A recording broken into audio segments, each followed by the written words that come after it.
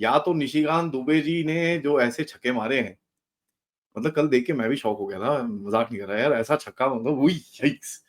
थोड़ा एक चीज़ तो माननी पड़ेगी, बाउंड्री लाइन से थोड़ा-सा साइड है वो जो मारा है उन्होंने, ये तो मानना पड़ेगा। यार क्लासी शॉट। लेकिन उसके बाद के रिएक्शन के ऊपर काफ़ी हद तक एक मेल्टडाउन चल रहा है, ठीक है? एंड उसको ज़रा समझने की कोशिश करते हैं ये हो क्या रहा है? और दूसरा 3-4 और चीज़ें हैं फिर बात करेंगे क्योंकि एक तरह से कवर अप दिखना अब शुरू हो गया है, एक जगह के अंदर। तो ज़रा देखते हैं क्या कहते हैं अभिषेक भाई, नमस्कार, कैसे हैं आप? आदि भाई आपको प्रणाम, आपके सभी दर्शकों को प्रणाम, नमस्कार, जय श्री राम। जय श्री राम। कल मैं जयपुर डायलॉग्स के मंच पे था, वहाँ मैंने एक बहुत इम्पोर्टेंट बात कही थी। इस बात को आज आपके चैनल पर भी कहता हूँ और सिर्फ दर्शक सुने नहीं, इसको फॉरवर्ड करें, इसका शॉर्ट क्लिप बनाइए और पीएमओ तक, एचएमओ तक पहुँचाइए। देखिए, जुडिशियरी में, कॉलेजियम में ये सब कुछ जो हो रहा है, उसका एक मेरे पास सॉल्यूशन है सर, और लाइफ टाइम सॉल्यूशन है जिसका उपयोग करते ही सब कुछ ठीक हो जाएगा। इसमें कोई संदेह नहीं कि जुडिशियरी में इस वक्त भ्रष्टाचार भयंकर रूप से फैला हुआ है। अलग-अलग पूर्व जजेस ने ये बात बोली है। जब तक आप कुर्सी पर हैं तभी तक माय लॉर्ड है ना। हाँ, जब तक आप सीजीआई बने हैं या जस्टिस बन के रिटायर हो रहे हैं, जो भी पोजीशन से, तभी तक ये कुर्सी है ना। कुर्सी से उतरने के बाद तो आप भी अभिषेक तिवारी और अजीत भारती, सॉरी बोल गया, आदि भाई की तरह आप इम्यूनिटी फ्री हो जाएंगे, हमारी तरह साधारण आदमी हो जाएंगे आप। वहां पर लीगल इम्यूनिटी नहीं मिलती। इस देश में जो आर्थिक इकाई है विभाग की, सरकारी जांच एजेंसियां हैं, ईडी से लेकर के बाकी सब आईटी डिपार्टमेंट के लोग, उनके पूरे परिवार के आर्थिक मामलों की खुदाई करें। और ज्यादा नहीं, 4-5 रिटायर्ड जजेस जो पकड़े जाएं इसमें, ऑब्वियस सी बात है, नोट जल रहे हैं तो भाई मिल रहे हैं जले हुए नोट, तो बात तो हो ही जाएगी। ज्यादा नहीं, 4-5 को बढ़िया से लपेटे में लीजिए और उसके बाद एक, जिसको कहते हैं ना, यूनिट सेट कीजिए, पैमाना सेट कीजिए, मेजरमेंट, वो होता है ना कि ये मेजरमेंट स्केल है। ऐसा हड़कंप मचेगा जुडिशियरी में कि भाई साहब, लोग, वो एक फिल्म आई थी ना अपरिचित, उस टाइप का, कि भाई लेने से पहले पैसा कतराएंगे। तो पहली बात तो ये है। और इस प्रकार के जो जजमेंट भी आ रहा है ना, एंटी हिंदू, एकदम एंटी हिंदू, बिल्कुल कोर्ट में ऐसे दसियों जजमेंट है जिसके बारे में मैं उदाहरण दे सकता हूं। और मैंने अभी अपने वीडियो में बताया था कि शबरीमाला में देखिए, आपका आर्टिकल 26 काम नहीं कर रहा था। आर्टिकल 26 की व्याख्या जो है वो शबरीमाला के जजमेंट के बिल्कुल अपोजिट है। और वही आप देखिए, जब महिलाओं की एंट्री मॉस्क में ले जाने को लेकर के पीआईएल दायर हुई, आज तक लटकी है। सबरीमाला को सुना के ये भी फैसला भी दे दिया। तो बताता है कि आप निष्पक्ष नहीं है। अब राष्ट्रपति महोदया वाला जो पूरा जजमेंट हो गया, अच्छा ये जजमेंट फुल बेंच दे देता तब तो एक बात होती, ये फुल बेंच तो बैठी नहीं थी। एक जज साहब हैं, उनके मन में आया, उन्होंने बोला, जगीरा के मन में आया कुत्ता काट के खाया, वो टाइप की फीलिंग है भैया, क्योंकि कुर्सी का पावर है। अब जैसे बताया गया कि भाई कुछ आर्टिकल्स हैं जो इनको असीमित पावर दे रहे हैं, जो धनखड़ साहब ने कहा कि भाई उस, वो न्यूक्लियर वेपन की तरह यूज हो रहा है। हुँ। लेकिन उनके बयान के बाद देखिए, ये जो निशिकांत दुबे वाला जो बयान आया, उससे पहले एक और बयान आया था किरण रिजिजू का, जो पूर्व कानून मंत्री भी है। उन्होंने जो बयान दिया वो साफ दिख रहा था कि वो बीजेपी के द्वारा दिलवाया गया है कि जुडिशियरी अपनी लाइन क्रॉस करके विधानमंडल में हस्तक्षेप ना करे। तो निशिकांत दुबे ने यही कहा कि भैया पार्लियामेंट को बंद कर देते हैं अगर हमारे इसमें कानून और इस सब बनाने में हस्तक्षेप कर रहे हैं तो। यही बात दिनेश शर्मा ने कही। तो हुँ। ये तो समझ में आ रहा है कि पार्टी लाइन पे एक बात चल रही, क्योंकि वाइस प्रेसिडेंट भी इसी लीग में शामिल है। जो जेपी नड्डा ने कहा वो एक्चुअली पार्टी लाइन से अलग है। अलग है। हुँ। वो पार्टी लाइन से अलग है और ये पहली बार नहीं हो रहा है।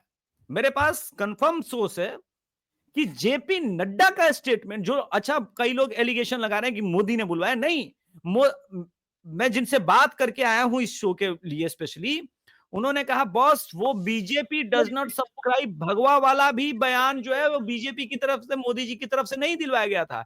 इसी कारण तो 23 मार्च को मीटिंग भी होनी पड़ी, जो नाराजगी थी संघ परिवार की कि मोदी और शाह क्या करा रहे हैं, उन्होंने एक्सप्लेन किया भाई हम ऐसा कैसे कर सकते हैं, मैं तो पुराना संघी हूं और मैंने संघ एज अ संघी भारत के कोने कोने में एज अ संघी ट्रैवलर किया, एक संघ के नेता के रूप में ही, एक संघ के समाज सेवी के रूप में ही मैं पूरे भारत में भ्रमण किया और भारत की पॉलिटिकल नब्ज को समझा। तो जब मैं इतना बड़ा स्वयं संघ का व्यक्ति हूं, मैं संघ के विचारों का अपमान कैसे कर सकता हूं? ये सारी बातें हुई थी। तो अब उस पे है कि कंटेम्प्ट ऑफ कोर्ट भी निशिकांत दुबे पे भेजा गया है। अब यहां पे देखना है कि क्या सुप्रीम कोर्ट प्रशांत भूषण के तरह उन पे भी सिर्फ ₹1 का फाइन मारता है या यहां अपना बायसनेस दिखाएगा? यहाँ पर एक चीज बोलूं, इफ यू डोंट माइंड, हम्म। ये सब हो रहा है ना, मैं एक चीज बोलूं, ध्यान से सोचना इसके बारे में, बाकी सब साइड में कर दो। ये जो कोर्ट्स है ना, ये अपना गड्ढा खुद खोद रहे हैं। ठीक गड्ढा है, नहीं खोद इनके रहे। पास ऐसी ऐसी केस आ रहे हैं अभी, ये कुछ करेंगे तो फंसेंगे, ना करेंगे तो फंसेंगे। ये लोग गड्ढा नहीं खोद रहे हैं, ये लोग अपने लिए समंदर खोद खोद रहे हैं। गड्ढा तो फिर भी भरा जा सकता था। जो देखो साहब, मैं इस बात को लेकर के न केवल श्योर हूं बल्कि मैं जानता हूं कि जो मीटिंग राष्ट्रपति जी की हुई थी प्रधानमंत्री जी के साथ, उसके बाद पता है कल वाली जो कश्मीर की मीटिंग थी मोदी जी की, वो शेड्यूल थी, वो कैंसिल हो गई। किसी ने इस बात पे ध्यान नहीं दिया है। अरे नरेंद्र मोदी वो व्यक्ति है जिसने वक्फ बोर्ड जब पास कराना था वो सदन में जाना जरूरी नहीं समझा, उसने बोला कोई बात नहीं, वो मेरा जो काम है विदेश में वो मैं कर लेता हूं, मुझे पास हो जाएगा, मुझे पता है अमित शाह करा लेगा।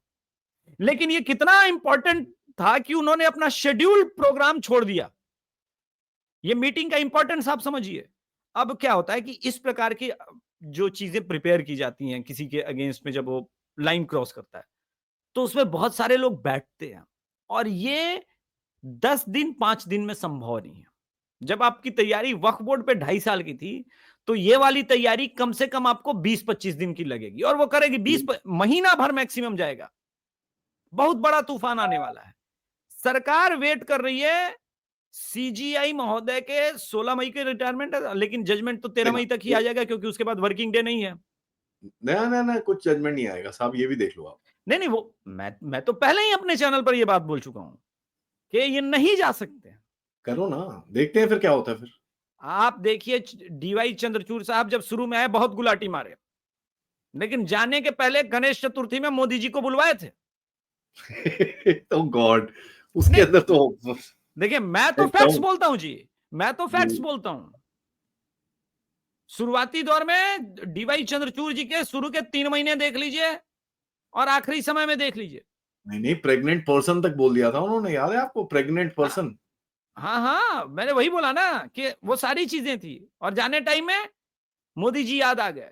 तो नरेंद्र मोदी जी खिचड़ी को ठंडा करके खाते हैं, ये सब लोग जानते हैं जो नरेंद्र मोदी जी की पॉलिटिक्स को रीड करते हैं।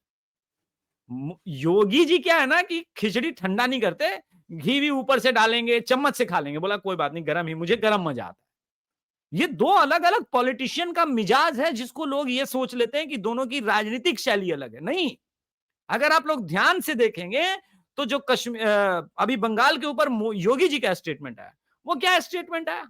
लॉ एंड ऑर्डर से लेकर के योगी जी ने कहीं नहीं कहा कि राष्ट्रपति शासन लगा देना चाहिए। उन्होंने कहा सत्ता बदलते ही ऐसा व्यक्ति को बिठाएंगे जो सत्ता को हनक के साथ चलाए, जो जो कानून के साथ चलेगा। तो बात यहां पर यह है कि हम जब इन डेप्थ जाते हैं, थोड़ा क्या है स्क्रैच कीजिए, किसी भी राजनीति के बयान को लेकर के थोड़ा स्क्रैच करना है।